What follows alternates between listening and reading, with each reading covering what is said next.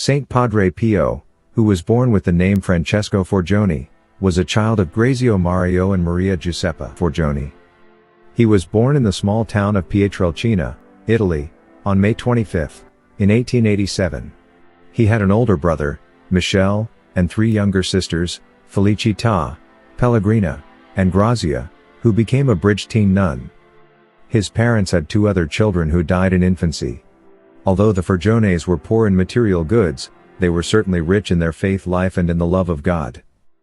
At the age of 5, he dedicated his life to God. As a young boy, he was able to see and communicate with, not only his guardian angel but also with Jesus and the Virgin Mary. Francesco thought everyone had the same experiences.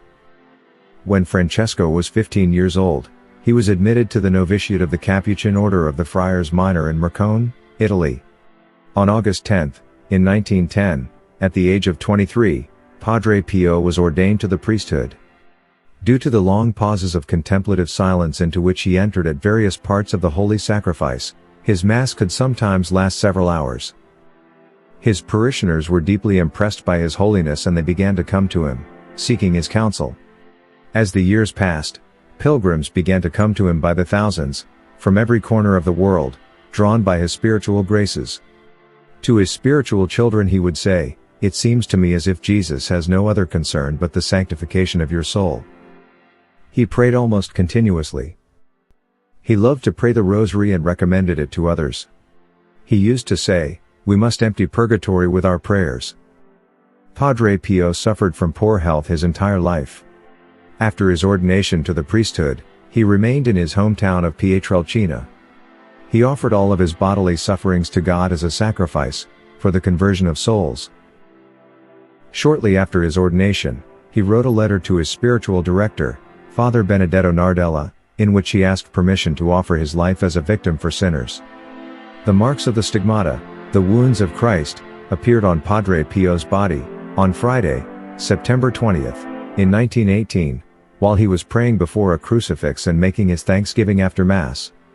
He was 31 years old and became the first priest with stigmata in the history of the Church. He bore the painful wounds in his hands, feet, and side for 50 years.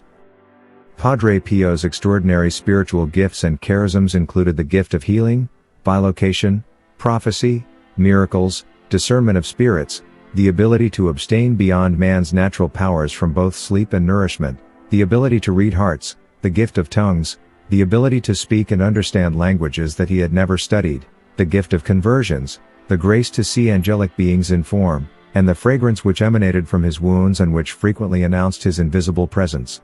His day began at 2:30 a.m. when he would rise to begin his prayers and to make his preparation for Mass. He was able to carry on a busy apostolate with only a few hours of sleep each night and an amount of food that was very small. Between Mass and confessions, his workday lasted 19 hours. He very rarely left the monastery and never took even a day's vacation from his schedule in 51 years. He never read a newspaper or listened to the radio. He cautioned his spiritual children against watching television. In his lifetime, Padre Pio reconciled thousands of men and women back to their faith.